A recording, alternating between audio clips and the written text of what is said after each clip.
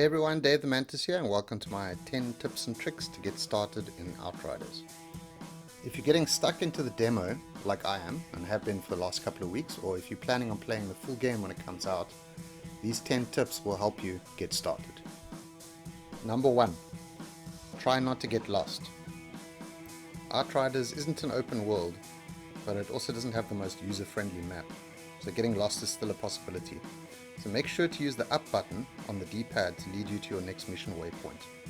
This tracks your objective with a white line that will lead you straight to your destination. Just make sure you got the right mission selected on the main map, or you'll still be heading in the wrong direction. Holding the button will lead you to the party objective if you're playing with friends. Number 2. Don't forget about your melee abilities.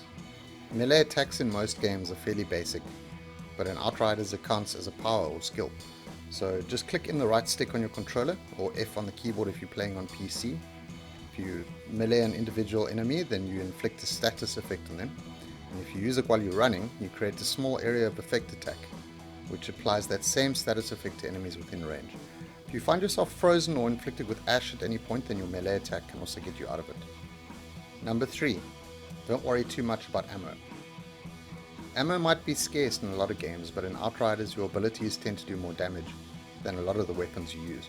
Ammo chests are littered across the game and they replenish your entire ammo reserves each time you open one. Enemies drop ammo as well, so it's rare that you run out. Obviously an exception to this rule is the sniper rifle, especially if you're using an automatic sniper rifle, so make your sniper shots count. Number 4. Class points can be reallocated. In Outriders, the class point system is well thought out and fairly straightforward. While many looter shooters require some sort of currency to reset your skill tree, Outriders allows you to do it on the fly from the menu. It doesn't cost any sort of in-game resource to reset. Number 5. Don't take the class description too seriously. While each class has a recommended range and focus, don't worry too much about sticking to the playstyle. Each class has got 8 skills in total, and many of them allow for a lot of experimentation. A melee technomancer, as an example, is described as a long-range class, may work better for you than a melee trickster or devastator, which are classified as melee classes. Focus more on what abilities you're interested in when you're starting a new character, then work from there. Number 6. Roll to extinguish fire. Some enemies throw grenades or even have fire-based attacks like flamethrowers or powers. Getting set on fire eats away at your health, so make sure to roll a few times to get rid of the effect. The other status weaknesses are similar as well, with bleed disappearing after standing still, toxic disappearing after healing, as well as freeze and ash mentioned above. Number 7. Don't worry too much about your item levels, at least not yet. Your item level may affect your damage and other stats, but what you really want is blue or higher rarity items which augment your existing abilities. If you dismantle them, then you can collect the mods attached, but keeping different items with different mods at first allows you to upgrade them when crafting unlocks for the full game.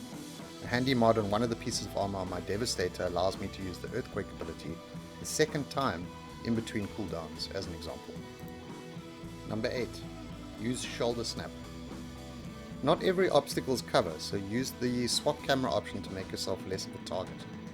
Just press in the left stick while aiming down sights and maybe you can avoid some enemy fire and stay against a wall to avoid being damaged. It changes your view, so at the very least it'll be handy when you're being rushed by enemies to see from a different perspective. Number 9. Don't worry about a lack of enemies or lack of chests. If you finish the demo, you'll notice that enemies in an area are only active when you restart a quest. The demo only showcases one of the area maps in the game, but in the full game all enemies and chests respawn once you leave the area map and return later on. Number 10. Go through the guide. While the demo is quite extensive and fun, many of the mechanics in the game aren't available or mentioned until you play the full game. Go through the guide from the starting menu and you'll find loads of other useful information. For example, only humanoid enemies have a tendency to use cover, and your stash can be used to transfer items to your other characters in the full game. Those are my 10 tips and tricks to get started in Outriders. If I've forgotten any, which I'm sure there are plenty, don't forget to comment down below. Also, if you enjoyed this video, don't forget to like and subscribe. We'll be playing the demo or the full game. Cheers.